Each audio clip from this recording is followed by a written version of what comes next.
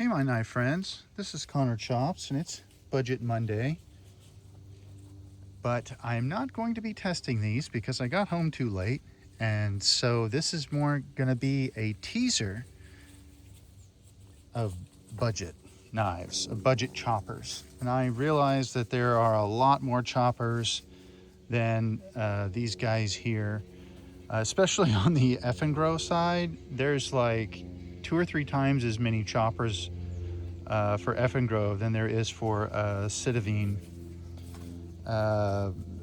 You've got the EF 146 and N690. You've got the new Bowie EF 163. You've got the Tanto EF 142. No, wait, the EF 146 is the heavy one. The EF 149 is the one with the N690. And then, of course, you've got the EF 154 Nitro V. So, I mean, and there's more than that. So, Eafengrow is flush with choppers.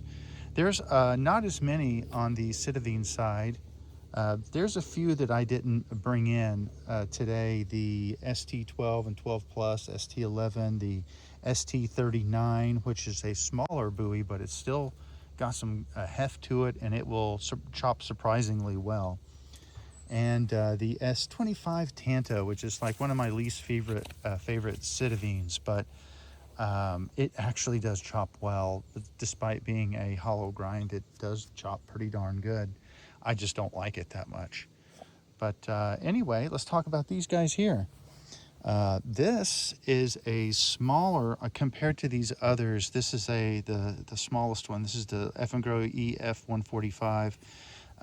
It does have a very good high leverage handle. It's got a nice belly. The sweet spot for chopping is right in here, right where it needs to be. Not a super heavy blade, but with this handle, this really emphasizes that you don't have to have a very heavy knife to chop with, to a certain extent, if you've got good leverage. Now, if you had a very thick, heavy blade on there, like this Sitivien here, what is it, the ST27, combined with a high leverage handle like this Eafengrow here, it would be a monster chopper. But it's still, as it is, this is a pretty good one for its size. Then you've got the Eafengrow EF 159. I have trouble remembering some of these others. Now, I just did this finish today on it. And yes, I know it isn't super shiny and all that. I did it this way to kind of bring out the details and still keep a little bit of the finish on there. But this only took about maybe 30 minutes to do. It kind of probably looks like that some people, but it's cool. I need to adjust some of the scratching on there, but this is the newer one, the EF 159. I have not actually tested this knife, so these guys are going to get tested against each other on Friday Knife Fight, this Friday. Tomorrow is a testing day, but I have like 3 knives I'm supposed to test tomorrow, and I just cannot do these today plus those tomorrow. My elbow will will explode. So this is just more of a first look, and these are all on the, I wouldn't say these are super budget. These are all like between maybe 50 on the low end, up to 80. I know that this guy here is around 80.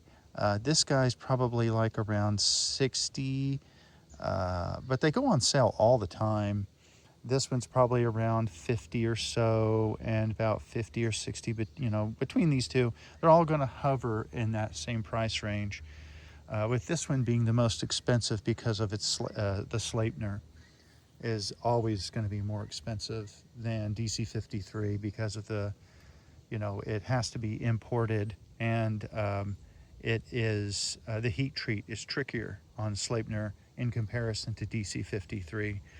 There's less wiggle room, so all of that adds up to a little bit more expensive steel. I could have that conversation about, but there are differences between Sleipner and DC53. They have different priorities. They're in the same classification of 8% chromium steels, but they are different. They are different, and the price a lot of times is reflected by that.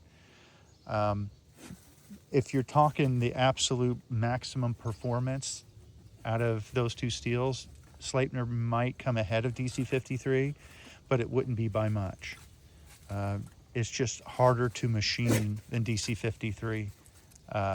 But overall, it might be just like a hair tougher, a little bit. But anyway, that's besides the point. These are 4 excellent knives you cannot go wrong with as far as choppers. And I would recommend these to anybody that wants a medium-sized, medium to large on the low end size chopper. These will do it. These will do it. And this Friday, we're gonna test these against each other. My predictions, I might say the Kukri might. It's going to be between these two, I think. These two here. This one's no slouch. Here, the ST21 is no slouch. look how thick that thing is. Yeah, it's going to chop. It's going to chop really good.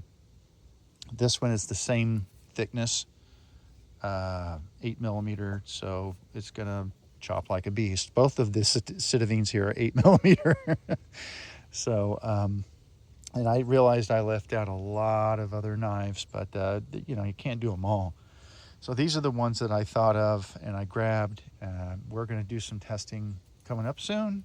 Wish I could have done it today, but I just ran out of time, guys. I'm sorry. Tomorrow there will be more. There will be some testing. It won't be these though. These are coming Friday.